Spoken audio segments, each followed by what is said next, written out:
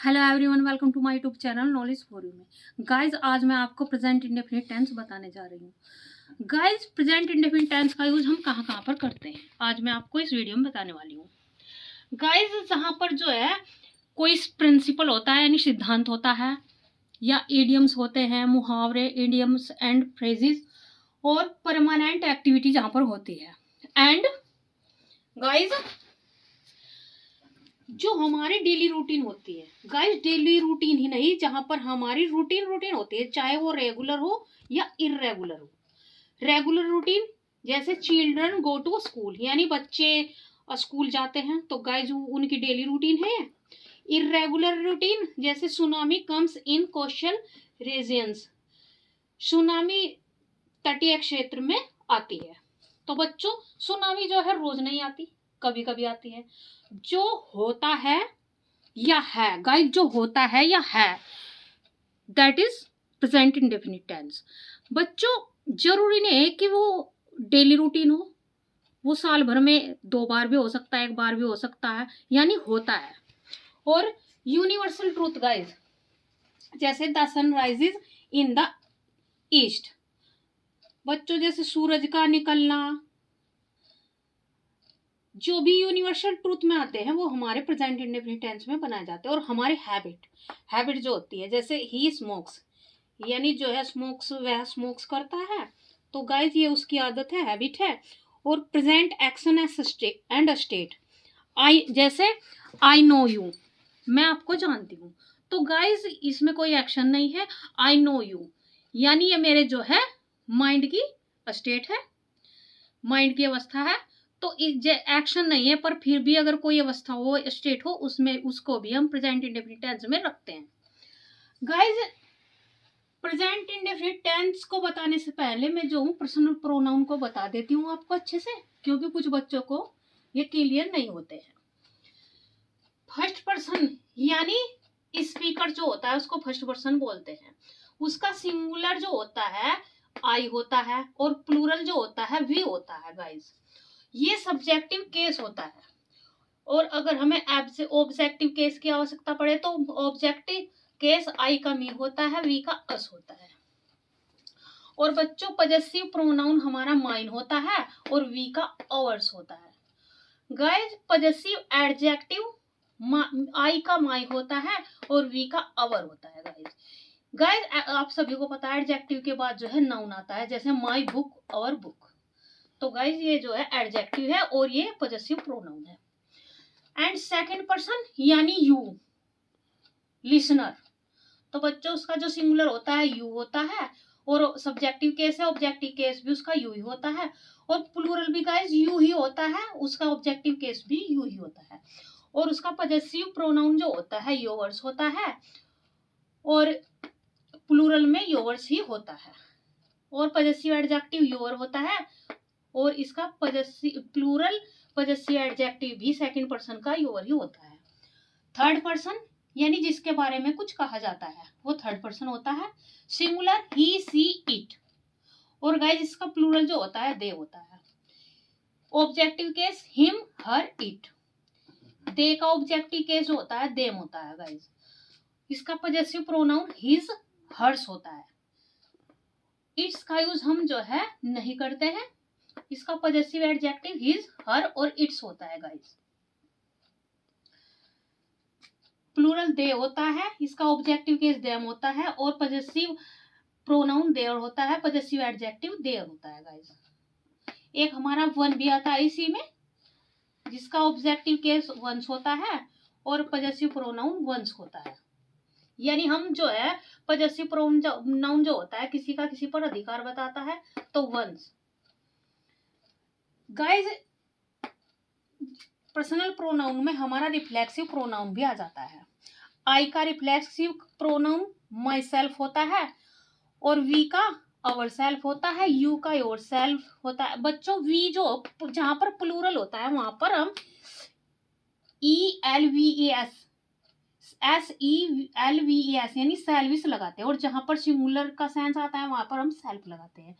तो वी का अवर सेल्विस, your self. बच्चों यहाँ पर इसका अगर यू को हम सिंगुलर काउंट करते हैं तो योर सेल्फ होगा, और प्लूरल काउंट करेंगे तो योर सेल्विस हो जाएगा। ही का हिमसेल्फ, इट का इट सेल्फ, दे का देम सेल्विस।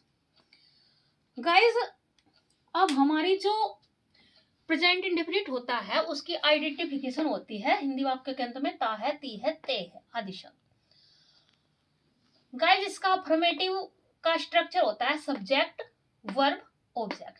किसी भी सेंटेंस का ये स्ट्रक्चर होता है गाइज। वर्ब का, सब्जेक्ट का और वर्ब का होना जरूरी है, ऑब्जेक्ट ऑप्शनल भी हो सकता है। गाइज ऑब्जेक्ट की जगह कॉम्प्लीमेंट भी आ सकता है।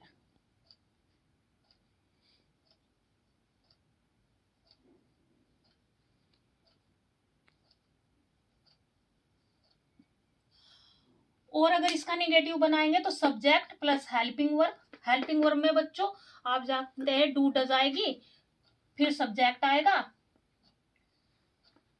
सॉरी गाइस, निगेटिव में मैंने गलत लिख दिया। ये हेल्पिंग वर्ब के बाद नोट आएगा, फिर मैन वर्ब, फिर ऑब्जेक्ट आएगा।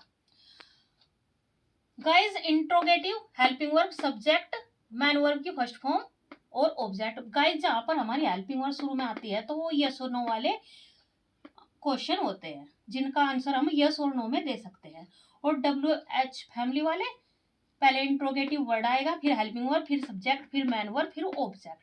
गाइस ये सभी सेंटेंस में यानी जितने भी टेंसेस होते हैं हमारे कॉन्टिन्यूस, परफेक्ट, परफेक्ट कॉन्टिन्यूस, सबका स्ट्रक्चर जो है इसी तरीके से बनेगा। और इंट्रो नेगेटिव यानी जो इंट्रोगेटिव भी है और निगेटिव भी है उसका स्ट्रक्चर अगर यस नो वाले हैं तो helping verb plus subject plus note plus man verb plus object होगा। गाइस देख सकते हैं यस नो वाले में नोट का यूज, और WH फैमिली वाले में WH फैमिली का वर्ड पहले आएगा, फिर हेल्पिंग वर्ब, फिर सब्जेक्ट, फिर नोट, फिर मैन वर्ब, फिर ऑब्जेक्ट आएगा। बच्चों मैं बता देती हूँ हमारा जो अफर्मेटिव होता है उसमें मैन वर्ब की फर्स्ट फॉर्म का यूज करते हैं। अगर थर्ड पर्सन सिंगुलर आ जाए तो उसमें हम SES या IES का यूज करते हैं। आइए समझते हैं कैसे। बच्चों अगर थर्ड पर्सन सिंगुलर होता है जैसे ही, सी, इट और नेम, ये थर्ड पर्सन सिंगुलर होते हैं बच्चों, इनमें हम SEIS या IES का यूज करते हैं। पर कहाँ पर? जहां पर शब्द के अंत में, वर्ड के अंत में O आ जाए, X आ जाए, Z आए, SS आ जाए, SH आ जाए, CH आ जाए, वहां पर हम ES का यूज करते हैं। अदर के साथ हम S का यूज करते हैं। जैसे बच्चों आप देख सकते हैं गो है, गो के अंत में जो है O आया तो हमने ES का यूज कर लिया। डू के अंत में O है तो ES लगा दिया, डज बन गया। वॉच में गाइस देख सकते हैं CH है तो हमने ES जोड़ दिया, वॉचेज हो गया। फिक्स में X है, इसमें ES जोड़ दिया, फिक्सेस बन गया। बच्चों यहाँ पर ES का यूज होगा जहां जहां पर ये शब्द होंगे। और गाइस और शब्द जैसे वर्क तो S ऐड कर देंगे, रन तो S ऐड करेंगे, टेक के बाद भी हम S ऐड करेंगे, जो ये शब्द जिन वर्ड में नहीं आएंगे। अब आ जाते हैं बच्चों जहां पर Y आ जाए, जैसे फलाई, तो गाइस हम जो है Y की जगह पर Y को I में कन्वर्ट कर देंगे और ES का यूज कर लेंगे। ड्राई तो देख सकते हैं ड्राइज, पार्टी, पार्टीज। बच्चों हम जैसे अगर इसमें ड्राई में S लगा दे तो ये बन ही नहीं पाएगा, ड्राइस, ड्राइस बोलेंगे तो ये S इसमें लग ही नहीं पाएगा, इसलिए इसमें ES का यूज करेंगे। ये जो है वर्ड सही तभी बैठेगा जब हम इसमें ES का यूज करेंगे। अदर के साथ गाइज हम S का यूज कर लेते हैं और वर्ब की फर्स्ट फॉर्म का यूज करते हैं गाइज। एग्जाम्पल बच्चों राम स्कूल जाता है, ता है, देख सकते हैं आप, Ram go to school. Ram school नहीं जाता है, Ram does not go to school. क्या राम स्कूल जाता है? Does Ram go to school.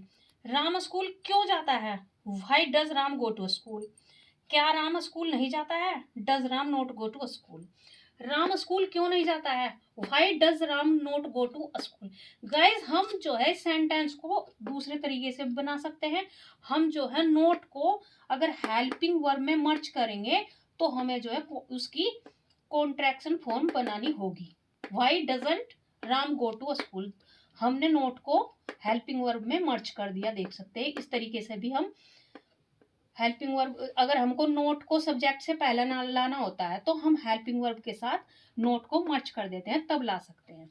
बच्चों कहीं कहीं पर हमारी जो है हेल्पिंग वर्ब, बच्चों मॉडल वर्ब भी हमारी हेल्पिंग वर्ब होती है, और कहीं कहीं पर हेल्पिंग वर्ब जो होती है वो 4 या 3 या 4 शब्दों की बन जाती है।